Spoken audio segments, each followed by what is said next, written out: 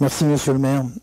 En préambule, je souhaiterais saluer celles et ceux qui ont participé à la rédaction du rapport d'orientation budgétaire 2021, notamment le service des ressources humaines pour la partie RH, et évidemment le service des finances, et en particulier son directeur, monsieur Laurent Maubon, qui est mon allié le plus précieux.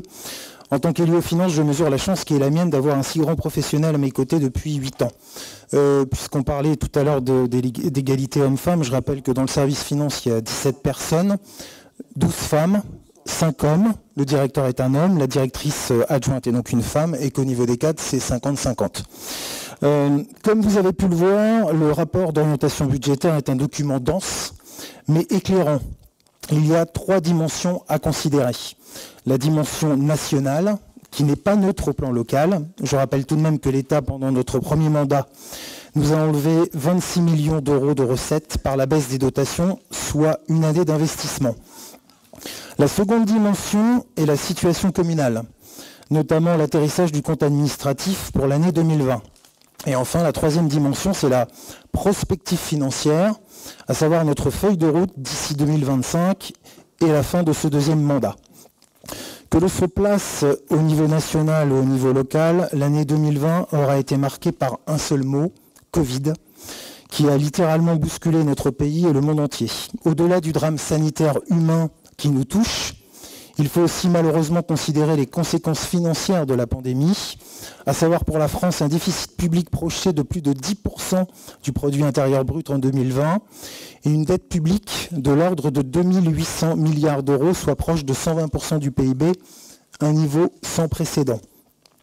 Si le chef de l'État et son gouvernement ont tenté d'activer un bouclier protecteur, notamment dans le secteur économique, le fameux slogan « quoi qu'il en coûte », pose une question loin d'être anodine.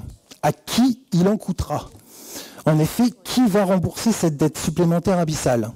Les Français par l'impôt, alors que le matraquage fiscal sévit déjà dans notre pays?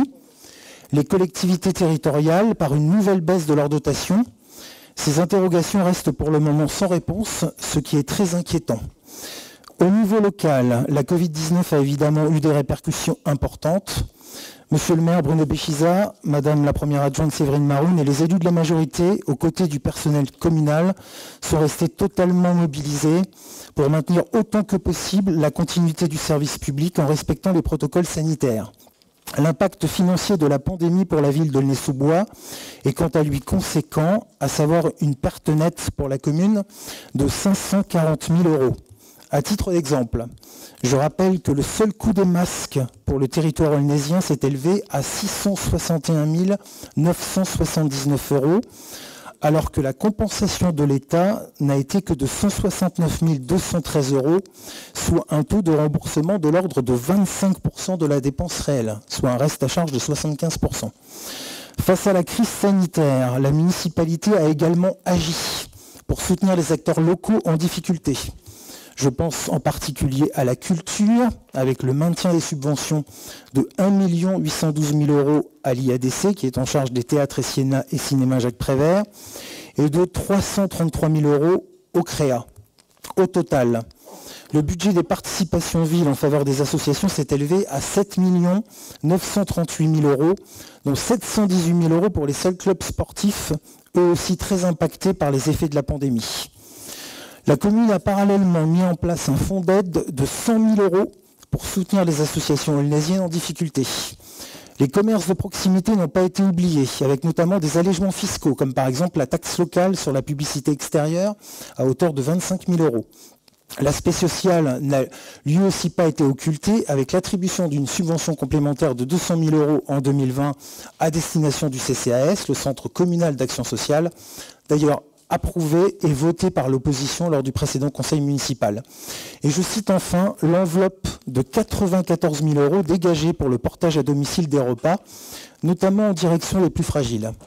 Tout ceci pour dire que si l'État a agi, la municipalité d'Aulnay-sous-Bois a aussi pris sa part d'effort face à la crise sanitaire en soutenant les acteurs locaux. Malgré la crise de la Covid-19 et ses répercussions financières sur le budget de la ville, l'atterrissage du compte administratif 2020 s'annonce satisfaisant. En effet, l'épargne brute atteindra 11 603 000 euros, soit un niveau quasi équivalent à celui de 2019. À titre de comparaison, je rappelle que l'épargne brute n'était que de 7 169 000 € en 2015. L'épargne nette est de moins 317 000 € en 2020. Elle était de moins 1 312 000 € en 2015, par exemple. Le programme d'équipement 2020, d'un total de 38 millions d'euros, est demeuré ambitieux, avec évidemment le nouveau stade nautique, qui devrait être livré cette année, 7,7 millions d'euros, des enveloppes importantes pour les espaces publics, 4,8 millions d'euros, et la rénovation du patrimoine bâti, 3,5 millions d'euros, sans oublier les rénovations des groupes scolaires Savigny, 2,7 millions d'euros, les Perrières, 1,8 million d'euros, ou encore la sécurité et la vidéosurveillance dans le centre de supervision urbain pour 2 millions d'euros. Je rappelle d'ailleurs que tous ces bons résultats sont obtenus sans la moindre augmentation d'impôts. Aulnay-sous-Bois conservant ainsi son attractivité fiscale, à savoir que parmi les 40 villes du département, notre commune dispose de la 3e taxe foncière la plus basse et de la 9e taxe d'habitation la plus basse en tenant compte de sa politique d'abattement.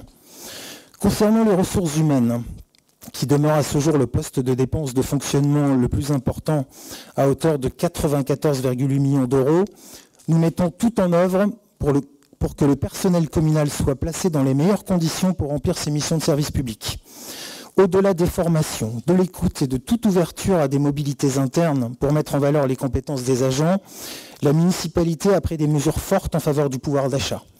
Outre la prime exceptionnelle liée au Covid-19 d'un montant de 391 988 € en 2020, une enveloppe de 627 000 € a été consacrée à la poursuite du parcours carrière et rémunération, ce qu'on appelle le PPCR, et de l'harmonisation du régime indemnitaire. 128 000 € dédiés à l'augmentation de la participation employeur pour la mutuelle des agents de catégorie B et C.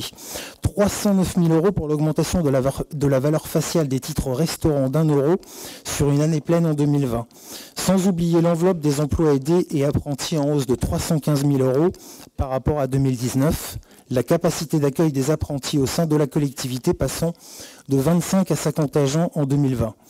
Enfin, en ce qui concerne la prospective financière, le ratio de désendettement s'établit à 14 ans en 2020, soit un meilleur résultat que celui prévu dans le rapport d'orientation budgétaire de 2020, qui prévoyait un ratio de 19,59 années. Le profil de la dette est d'ailleurs totalement sécurisé, classé en catégorie A1 sur la charte Gisler, ce qui est le meilleur classement possible, et ceci à moindre coût.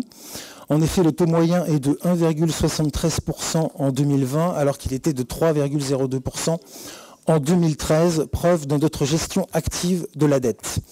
Le programme d'investissement 2021 devrait atteindre environ 35 millions d'euros, avec en première ligne les espaces publics, 6,7 millions d'euros, le nouveau stade nautique, près de 5 millions d'euros, la rénovation du patrimoine bâti, 3,2 millions d'euros, la restructuration du groupe scolaire du Bourg 2, 2,9 millions d'euros, la sécurité et la vidéosurveillance dans le centre de supervision urbain, 1,7 million d'euros, ou encore le terrain synthétique de rugby au stade du Moulin Neuf pour 1,5 million d'euros. Voilà en ce qui me concerne pour une première synthèse du document d'orientation budgétaire. Voilà, monsieur le maire.